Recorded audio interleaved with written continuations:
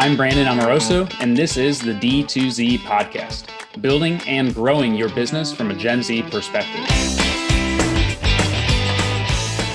Hey everyone, thanks for tuning in to D2Z, a podcast about using the Gen Z mindset to grow your business.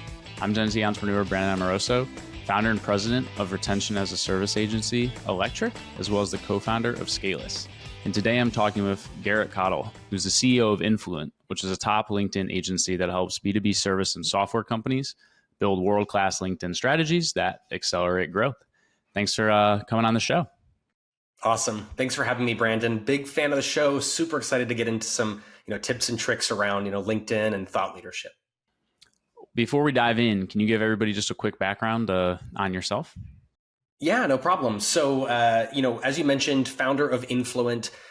Before founding Influent, I was actually working in Seattle for a small e-commerce agency. I was their first marketing hire and ended up kind of helping them build the company from 20 people to 80 people in just a few years, leveraging mainly LinkedIn thought leadership strategies. So that's actually where I cut my teeth on the LinkedIn platform.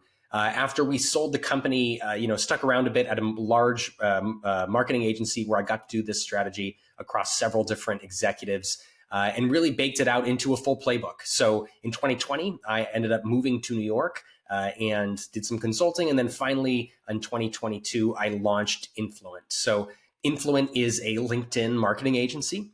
We do founder-led marketing, meaning we focus exclusively on helping executives in their marketing teams leverage that executive's LinkedIn to generate awareness, pipeline, and of course, it's really all about revenue. So that's what we focus on.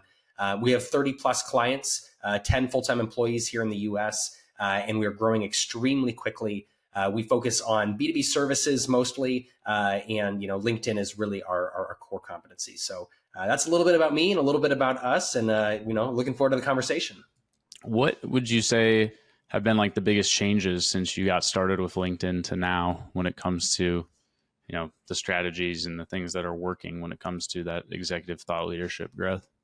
Yeah, definitely. So, when I really first got started, it was about 2018, and LinkedIn was really this nascent opportunity. Really the only thought leaders you saw on LinkedIn were people like, Gary Vaynerchuk or, Scott Galloway, Brene Brown, people who really were known for their sort of high level, business insights, not necessarily true like niche thought leaders. And so that was really a wide open opportunity. And that's why it was so big for us. The agency that I was working for at the time was in e-commerce in Amazon. So, our goal was to make the founder, John Giorso, into an Amazon sort of, influencer. And because there wasn't a lot on the platform, it worked. We dominated share of voice, very quickly drove, like over 20,000 followers in less than a year, and then ended up driving, 7 figures of pipeline through LinkedIn every year. So it was huge for us. When it came to how LinkedIn has changed, around 2020, a lot of people really started identifying that opportunity. And what we saw is a lot of people taking to LinkedIn with very personal content, very, again, Gary V style business, high level insights, sort of really influencer type stuff.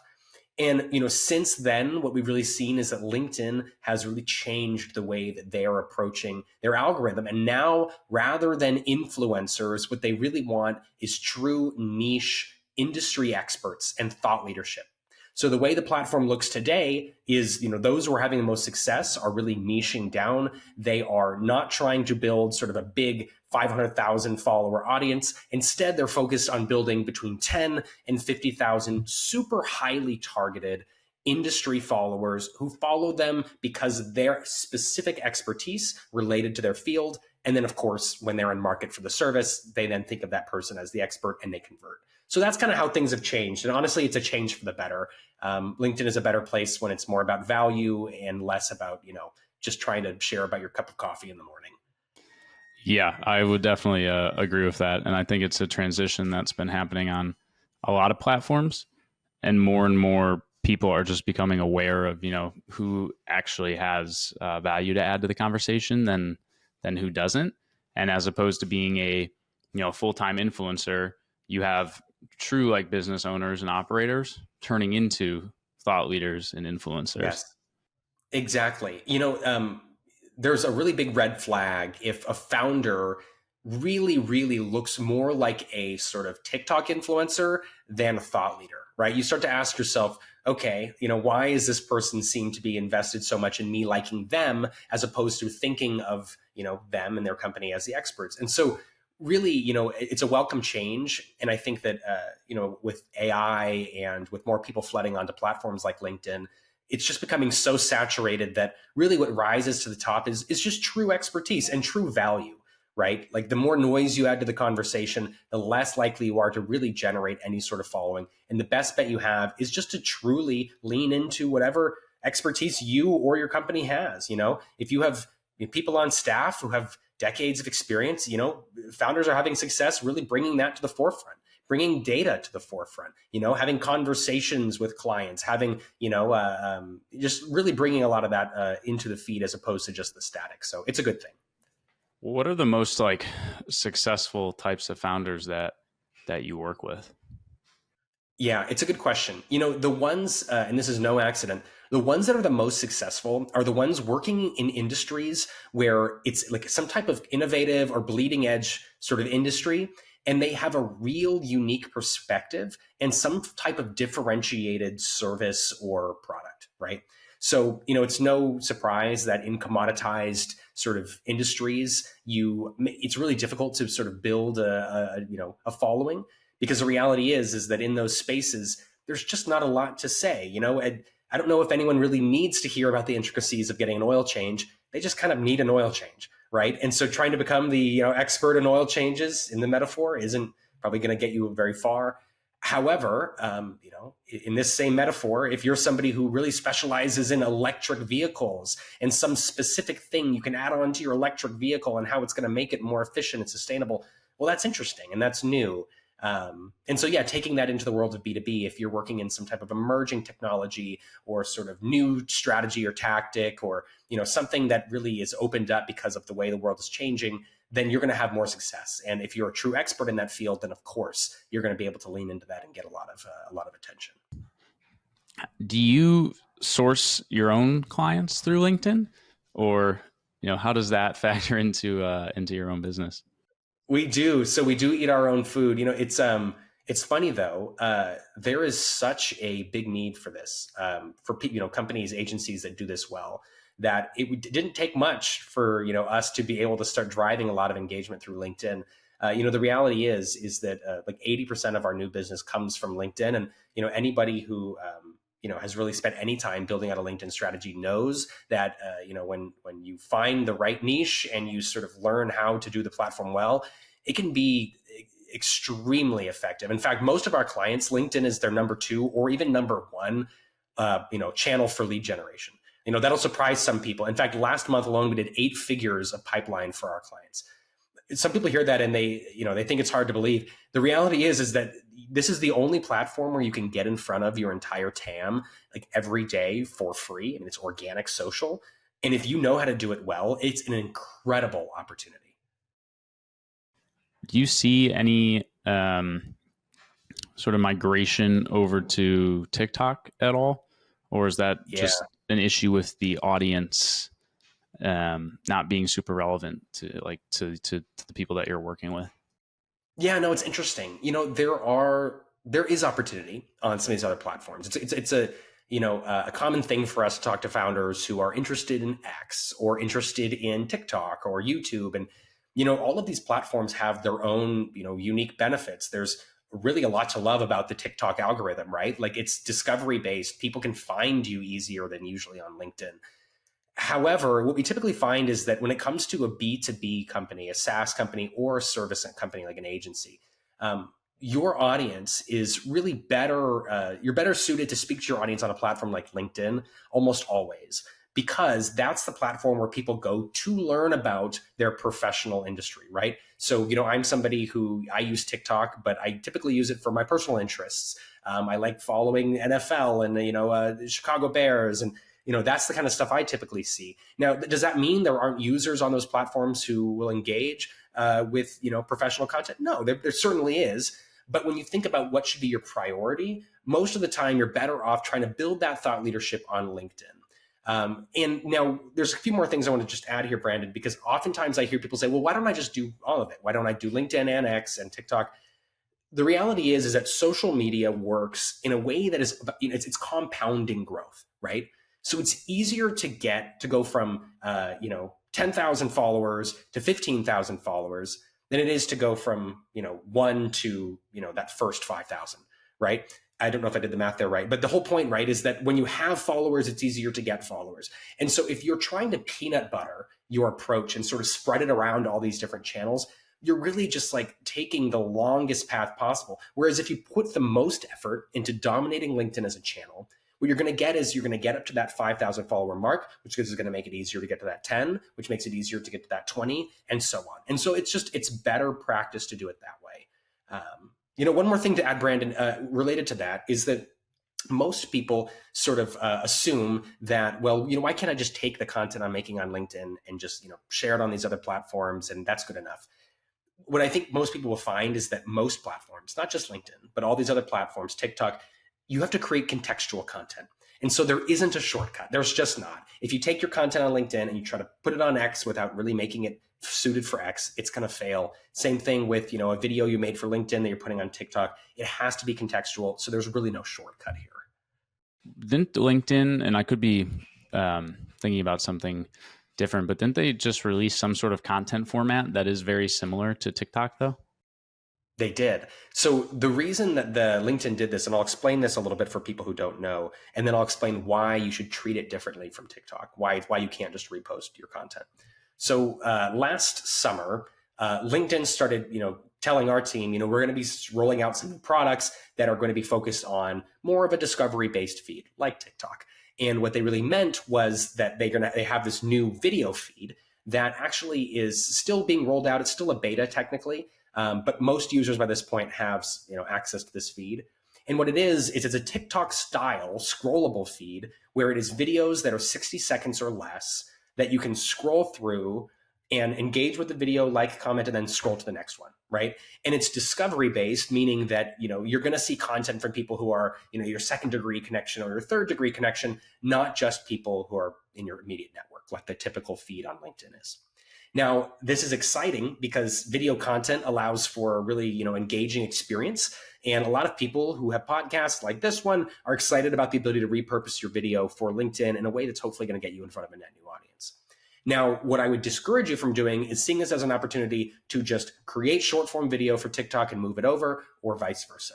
The reason why is the content on LinkedIn needs to be very specifically dialed in to a very, very particular audience. Meaning that if you are after, CEOs at SaaS companies and you want to give them, 6 or 7 different tips to do X, Y, or Z, that is going to be what you need to have for success on LinkedIn. On TikTok, you are reaching a much broader audience where you need to actually, find a little bit of a more approachable, something that you're going to be able to bring out to a larger group of people, because otherwise you're going to be niching down a little bit too much. There's sort of an advantage to niching down a lot on LinkedIn that you lose when you go to a platform like TikTok. Mm-hmm. It's just a difference of degree, really. Yeah, I mean, different platforms, different people actually using it, different algorithms. They're just because the format of the content might look similar now doesn't mean that anything within it is similar. Yeah, and I'll go as far as saying, like, look, it's not that a video that's posted or made for LinkedIn like will fall flat all the time on TikTok. That's not true. You can repurpose content a little bit, but the point really here is that if you are going to go all in on a platform, if you're going to go all in on LinkedIn, there are LinkedIn best practices. If you're going to go all in on TikTok, there are TikTok best practices, and you are better off going all in on one rather than trying to sort of make it work for all of them at the same time. So flipping over to the entrepreneurial side a little bit more, as I think you've been doing this for a little bit over 2 years now, what have been your biggest surprises, both pleasant and negative, in going out on your own and starting to hire people and grow and scale a business? Yeah, great question. I think anybody who decides to go out and start a company has typically this sort of self-belief, this radical self-belief that, they will have success. And I think, one of the pleasant surprises for me has been that if you have that, you're much more resilient than you think, right? Like you'll surprise yourself that you'll go through things and you'll find yourself getting back up again and getting back up again. And, it just reaffirms that sort of belief in yourself. And I think that if you're properly oriented, not delusional, but certainly, with this radical self-belief, that you'll find that the process of entrepreneurship really is it just continues to sort of build and build and build that self-belief, right? You do things the right way, you're going to have success, you're going to make mistakes, but it's all going to leave you with this feeling of like, no, I do have this. I can get this. So I'll say that was a really, positive thing for me. I found out that I was much more resilient than I ever believed I could be. And that was exciting. Secondly, when it comes to good things, I think I found that like there's so much intrinsic value to, this. A lot of us, will start companies because we're excited about the extrinsic, value. Can we create a company that we can scale and turn into a lifestyle business, or maybe scale and sell? And that's a really exciting idea of the ability, the ability to generate wealth and, create something that generates wealth. That's great. And you need those, extrinsic values to build a company. But at the end of the day, building a team and creating a culture and really, creating values and building something that's like, not only a really producing great results, but also a great place to work. It's so intrinsically valuable. It just fills your cup every day. It makes you feel really great about yourself, but also about the team you're creating. And it's just overall a really positive experience, I think, intrinsically. And I think that's something that surprised me that I'm sure, for those who are just getting started, could surprise them. Especially the bigger the thing gets, the more intrinsic value it sort of produces. As far as, problems or sort of things that were, I think that maybe were negative that I found or mistakes, along the way, I think that there is, a huge opportunity to sort of get stuck and drink your own Kool-Aid, right? Like you could really, really get, dug into an idea of like what you're going to be or what you're going to create or what it is you're trying to, to build toward. And at the end of the day, there can be times where being too stubborn in that belief prevents you from pivoting, from being flexible. And there were several instances in, my journey where I had to kind of look at myself and say, I think I think I've gone down this particular road a little bit too far because, I was maybe worried about sunk cost fallacy or, I was sort of too stubborn in my belief when really I was ignoring what maybe could have been signals that I needed to pivot. So I would say that's something that I really, would encourage people to take away is like, don't be afraid to, be stubborn in your belief in yourself and your belief in your overall, ability to create success, but don't be stubborn in sort of the way you're going to get there. Because at the end of the day, you're going to see signals and you need to listen to those signals. Yeah. To your point, to your first point, I think the biggest takeaway for me about sort of that like confidence was in onboarding like new team members. We definitely had instances where certain team members might know what they're talking about, but they would then talk with a client and they would be phrasing things as questions or making it seem like they were unsure of themselves. And so then the client would be questioning, whether this person actually knew what they were talking about. But at that point, I'd gotten to the point where I was like, listen, guys, you can literally get on the phone and you could quite literally lie. But as long as you do it very confidently, they will have more belief in you than if you start acting unsure and stuff. And like, you just need to own that, even if, it might be the second or third time that you've done this before. That ownership of your confidence was extremely important in, client retention, relationship satisfaction, all of those things. What I typically tell our staff, right, is that you don't need to have every answer to every question, but the answers you do have, you need to be pretty sure of them, and you need to be able to come back to your knowledge base always. And so what I mean by this is that I'm constantly asked questions that I'm not sure about. And, what you want to make sure you do is you come back to what you are sure about. Like, listen, here's what I do know. LinkedIn works this way and that way. And therefore, while we maybe don't have, the exact information on that or that, I am very confident that we're better off going this direction over this direction because of what I do know. And so I think that there's always sort of a reframing that can be done where you can really, take back control over, a conversation. It's, to me, it's like, you do want to inspire confidence. And the best way to inspire confidence is to really root things in what is known. And I think that for a lot of our, staff, it's about making sure that, they understand the why behind stuff so that they can also, draw inferences. Like, listen, I know why LinkedIn has done what they've done. While I maybe don't have, the exact answer to your question, I do know how LinkedIn behaves. And, I think, this, based on my experience, based on what I know about how LinkedIn works, this is the prescription I'm giving you, and staying confident in that prescription because you do have expertise there. But yeah, it's a hard dance, clients, of course, want, transparency, but, they also want to feel like, like, what you're doing. And it's a hard dance to always have to play. Yeah. Well, if you had one last tip or trick that you could give to the audience before we wrap up here, what would it be? Yeah, I'd say this, building your personal brand on LinkedIn, or, building up your expertise as a thought leader, it's something that can feel like a second priority or third priority, or just basically something that, it's not time to do it yet because there's other things to work on. Sometimes that's true. Sometimes, things are going in such a way where maybe you can't focus on LinkedIn. However, LinkedIn is a long game. And if you can start today, you can set yourself up so that later on, when you've been posting now for a couple of months, you'll start to see the benefits, the fruits of your labor.